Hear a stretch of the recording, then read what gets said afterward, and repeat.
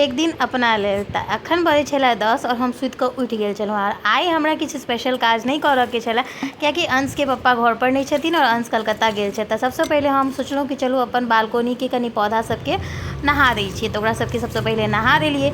नहेलाके बादमे गेट पर दूध आयल छलै तऽ दूध लऽ कऽ राखि लेलहुँ। तकर बाद हम ब्रश नहीं केलहुँ। हम कहलहुँ पहिले फेस पैक बना लै छी, जाबे तक फेस पैक मतलब नॉर्मल भऽ जेतै, सब चीज़ फ्रीजमे छलै ताबे तक ब्रश कऽ लेब। तऽ सबसँ पहिले फेस पैक बना कऽ रेडी कऽ लेलहुँ। आइ हमरा मोन होइ छलै कि नहीं कनि अपन सेल्फ केयर कयल जाय। दुनियामे अपनासँ प्यार केनाइ सबसँ बेसी ज़्यादा बहुत जरूरी छै और अहूँ सब अपना लेल एक दिन निकालि लै छी कि नहीं से जरूर कहब। हमरा जहिया कहियो एहन स्पेशल दिन रहैया जे अंशके पप्पाके बिजी शेड्यूल रहै छै, कहियो आउट ऑफ मधुबनी गेल रहै छथिन, या मतलब कोनो भी फ्री टाइम भेटैया, तऽ ओहि दिन हम अपना लेल किछु किछु चीज़ करै छी जे सिर्फ हमरा नीक लगैया। तऽ देखियौ फेस पैक बना लेलहुँ और हम अपना फेस पर लगा लेलहुँ। और आइ हम भरि मोन सुतल छलहुँ हेँ, ताहि दुआरे हम 10 बजे सुति कऽ उठल छलहुँ हेँ, कियाकि हमरा किछु स्पेशल एहन काज छलै नहि जे करऽके छलै, से बस जे नॉर्मल काज होइ छै सएह छलै। तऽ हम पहिले अपन केयरसँ ही स्टार्ट केलहुँ।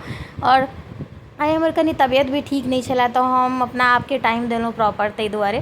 तऽ सबसँ पहिले फेस पैक लगेलहुँ। फेस पैक जे बनेने छलहुँ हेँ से हनी यानी कि शहद और जे छै से मौध चावलके आटा और दहीसँ, यानी कि मौध चावल आटा दहीसँ बस फेस पैक बनेने छलहुँ। फ्रिजमे छलै सब चीज़ ठंडा ठंडा, ताहि दुआरे एकरा कनि देर बना कऽ पैक राखि देने रहियै। ब्रश केलहुँ तहन लगेलहुँ हेँ और एकरा बस कनी देर जाबे सुखेतै ताबे हम अपन ओछैन बिछैन जाइ छी झाड़ि लेबऽ लए। बस ओकर बाद ओछैन बिछैन झाड़लाके बाद सीधा नहा कऽ अहाँ सबसँ भेट गेलहुँ।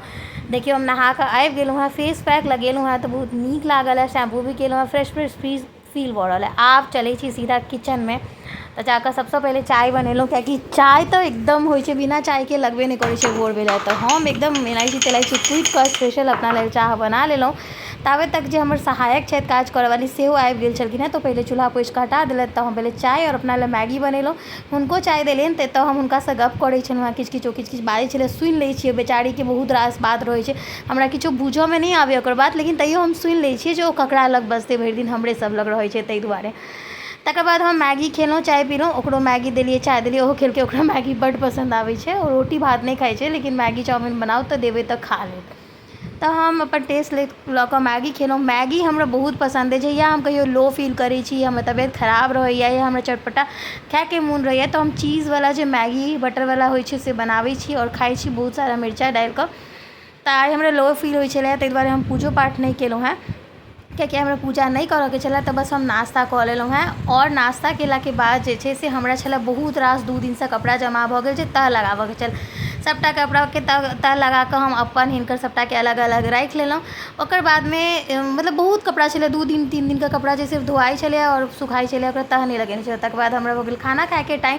हम फटाकसँ आइ चूड़ा दही, आमके सीजन छलै तऽ देखियौ हम छाली नहीं खाइ छी दहीमे सँ, दही अपना हाथके फ्रेश पौड़ल अइ, तऽ कहलहुँ चूड़ा दही और आम धऽ कऽ दबा कऽ खा लेलहुँ। कियाकि हम कहलियै कि आइ तऽ हम सिर्फ अपना लए खाना नहीं बनाबऽवला छियै, जे हेतै से रातिमे हेतै।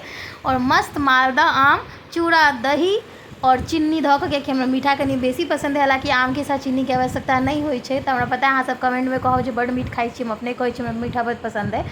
तकर बादमे अचार लऽ लेलहुँ और हम मस्त खा लेलहुँ।